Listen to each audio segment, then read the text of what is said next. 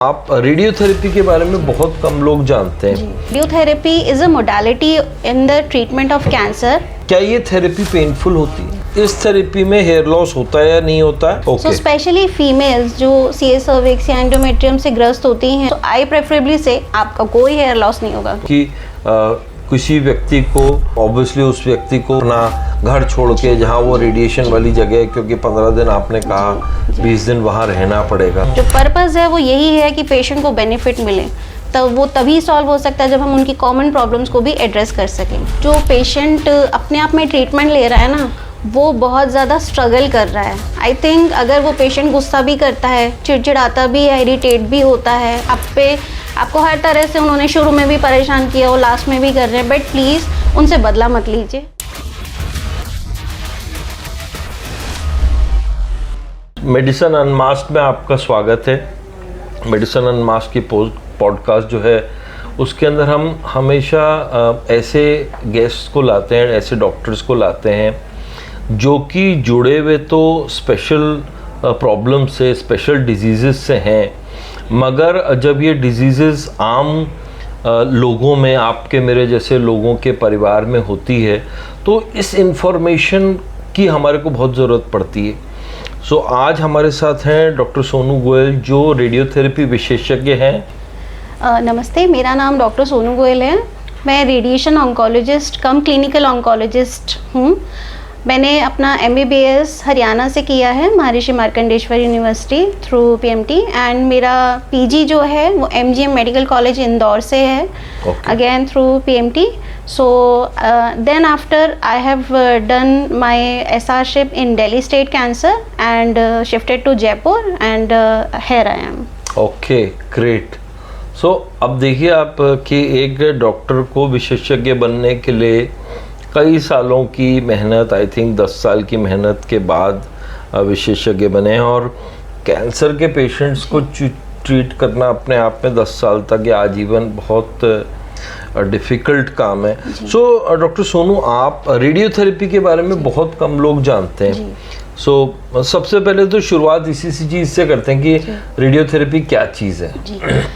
Sir, radiotherapy is a modality in the treatment of cancer where we uses beams. मतलब ये एक तरह से किरणें होती हैं, जैसे एक्सरे होता है, CT होता है, वो डायग्नोस्टिक, वो लो एनर्जी बीम्स होती हैं। जब हम ट्रीटमेंट करते हैं तो वो हाई एनर्जी बीम्स होती हैं, जो कैंसर के सेल्स को नष्ट करती हैं DNA लेवल पे जाके। इसके लिए कोई खास इक्विपमेंट होता है या खास जगह होती है? जी सर, ये जो किरणें होती हैं, थेरेप्यूटिक ट्रीटमेंट जो हम कह रहे हैं, ऑब्वियसली ये स्पेसिफिक साइट और स्पेसिफिक प्लेस पे ही दिया जाता है, और इसकी मशीन्स आती हैं, अलग अलग मशीन्स, अलग अलग सेटअप्स होते हैं, and guidance under AERB instructions हम इनको डिलीवर कर सकते हैं। जैसे जब लोग नॉर्मली कैंसर की बात आती है तो जी बहुत सारे लोग हैं जिनसे मैं मिला हूँ, कुछ पेशेंट्स हैं, सो सब लोग पेन से बहुत घबराते हैं, मतलब डिजीज़ के पेन से भी, क्योंकि बाकी सब चीज़ें आप सहन कर लेते हो, मगर आप अपने किसी परिवार के व्यक्ति को पेन में नहीं देखना चाहते। तो क्या ये थेरेपी पेनफुल होती है? नहीं सर, ये बिल्कुल पेनफुल नहीं होती है। It is a painless treatment. जैसे CT, MRI, PET आप कराते हो, उसमें कोई पेन नहीं होता। सो द ट्रीटमेंट सेशंस हर दिन मरीज का 5-10 मिनट्स, मैक्सिमम 15 मिनट्स का थेरेपी होता है, and that is absolutely pain free. जैसे हर किसी व्यक्ति को अगर सपोज स्तन में, ब्रेस्ट में या कहीं और कैंसर है, तो हर व्यक्ति का ट्रीटमेंट स्पेशलाइज्ड होता है? यस सर, ये सब साइट स्पेसिफिक होता है। जैसे जिसका जितना ट्यूमर छोटा होगा या रीजन छोटा होगा, उतना कम समय लगेगा। जिसका जितना ट्यूमर बड़ा होगा, उसमें ज़्यादा समय लगेगा, because machine has to continuously deliver the beam energies. जैसे आपने कहा कि जिसका ट्यूमर छोटा होगा, तो क्या ये अकेली अलग से एक थेरेपी है? जी। और इसका मतलब कैंसर सर्जरी और कीमोथेरेपी से क्या संबंध है? सर, ये रेडिएशन अकेला भी अपने आप में ट्रीटमेंट है, और ये सबके साथ का भी ट्रीटमेंट है। Means it can be used as first of all radical treatment means जो जड़ से बीमारी को ख़त्म करे. For example in cases of vocal cord and Hodgkin's lymphoma जो अर्ली स्टेज है, मतलब बहुत छोटे से हैं, we can cut it off from the body without any surgery. Curative treatment, yes. And the other modalities like surgery, supposedly surgeon has done surgery of oral cancers, breast cancers, it is used as adjuvant, मतलब सहायक, हमें बचाने के लिए, prevention mode पे, कि उसकी recurrence नहीं आए. And the third is palliative, means अगर कोई अपने end stage फेज में है, उसको पेन फ्री, उसको ब्लीडिंग हो रहा है, उसको कोई कॉर्ड कंप्रेशन हो रहा है, so it can help them out. तो बेसिकली 3 तरह अगर हम समराइज करें, one is complete treatment by itself, ये खुद ही कर देगा. दूसरा ये एडजुवेंट सहायक, या दोबारा वो ट्यूमर नहीं हो उसका रोल प्ले करेगा. और तीसरा आपने कहा कि अगर हम उसको कैंसर को ट्रीट नहीं करें मगर उसकी कुछ कॉम्प्लिकेशंस हैं, जैसे अगर कहीं दर्द हो रहा है, ब्लीडिंग हो रही है, कुछ और चीज़ हो रहा है, तो रेडियोथेरेपी देके हम उसको भी हेल्प कर सकते हैं. तो अच्छा, this is really very good information. So अब सब लोगों को जब थेरेपी का नाम आता है तो सबसे पहले ये होता है कि कहीं मतलब हेयर लॉस, वो भी एक बहुत बड़ी प्रॉब्लम है कि कहीं हेयर लॉस तो नहीं हो. तो इस थेरेपी में हेयर लॉस होता है या नहीं होता है, और बाकी क्या प्रॉब्लम्स हैं या साइड इफ़ेक्ट्स क्या हैं इस थेरेपी के? जी, बेसिकली रेडिएशन ट्रीटमेंट ना जहाँ पर होता है means it has got local effects. So specially females जो सीए सर्विक्स या एंडोमेट्रियम से ग्रस्त होती हैं, तब उनको जब हम थेरेपी का एडवाइस करते हैं तो उनको सबसे पहला फियर होता है कि हमारा हेयर लॉस तो नहीं होगा. सो आई प्रेफरेबली से आपका कोई हेयर लॉस नहीं होगा, क्योंकि ये जहाँ पे काम करती है सिर्फ वहीं के लोकल इफेक्ट्स आते हैं एज अ साइड इफेक्ट्स, और कहीं उसका कोई फ़र्क नहीं होता, एक दूसरे से कहीं ट्रांसफ़र नहीं होता. आप आराम से अपने फैमिली के साथ ट्रीटमेंट लेके घर को जा सकते हैं. इम्पॉर्टेंट चीज़ है अपना जो है ध्यान रखना, means how you are taking care of yourself, diet and everything, it plays a role. तो आपने कहा कि कैंसर रेडियोथेरेपी जो होती है, तो एक बार बताएंगे अगर कोई किसी व्यक्ति को स्तन की, ब्रेस्ट की थेरेपी है तो कितने दिन तक देनी पड़ती है और कितनी देर तक होता है, क्या प्रोसेस होता है? जी, जस्ट एक एग्जांपल के लिए. फॉर एग्जांपल अगर किसी लेडी को ब्रेस्ट मैलिग्नेंसी हुआ, सबसे पहले वो आए, सर्जन ने उनको ऑपरेट किया, उनको उनके स्टेज के अकॉर्डिंग कीमोथेरेपी के कुछ सेशंस लगते हैं, दैट इज़ इम्पॉर्टेंट. उसके बाद लोकल ट्रीटमेंट यानी कि रेडियोथेरेपी का रोल आता है. It also depends on stage. जो अर्ली केसेस हैं उसमें हम बचा सकते हैं अगर उनका पूरा स्तन रिमूव हुआ है. अगर सिर्फ छोटा सा पार्ट, जो आजकल बहुत अच्छा मोडालिटी है ब्रेस्ट कंजर्वेशन, उसका पार्ट ही होता है कि रेडियोथेरेपी निकाला, पूरे ब्रेस्ट को नहीं निकाला, तो उसका तो पार्ट ही है, एडजुवेंट पार्ट ही है कि आपको थेरेपी देना ही देना है. तो कितने दिन तक देनी होती है ये? सर कॉमनली एमआरएम माने कि जब पूरा निकाल देते हैं तब 15 सेशन स्टैंडर्ड है, और जब हम सिर्फ बीसीएस करते हैं तो हम उसको 15 के बाद बूस्ट भी करते हैं 6 सेक्शंस तक, मतलब 6 फ्रैक्शंस और हो सकते हैं, 15 या 21.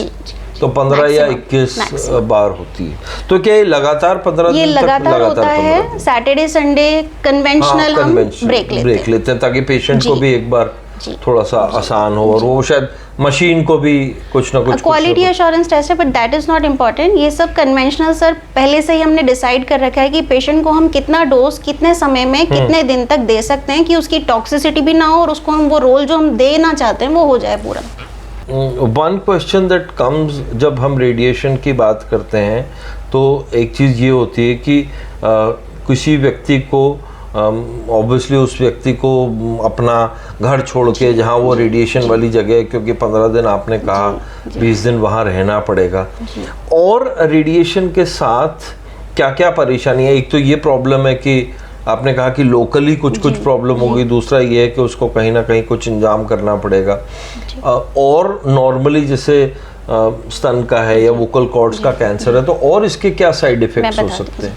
सर बेसिकली ये होता है कि ये जो रेडियोस थेरेपी सेशन है ना, पेशेंट का हमारे साथ बहुत लंबा रिश्ता हो जाता है, तो उनका रहना, उनका खाना, इस डाइट, उनका वो कहाँ से आ रहे हैं जा रहे हैं, सब हम लोगों को मैटर करता है, so that they can adequately take the treatment and go to their home.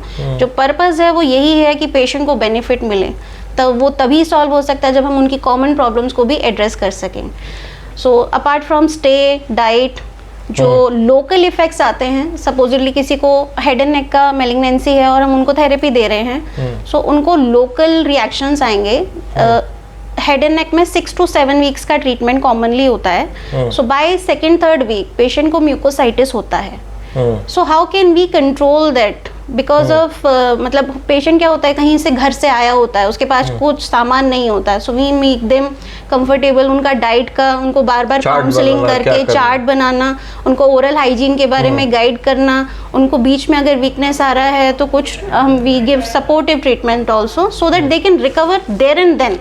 अगर आप इसको लंबा ले जाओगे, and important is Ryle's tube also.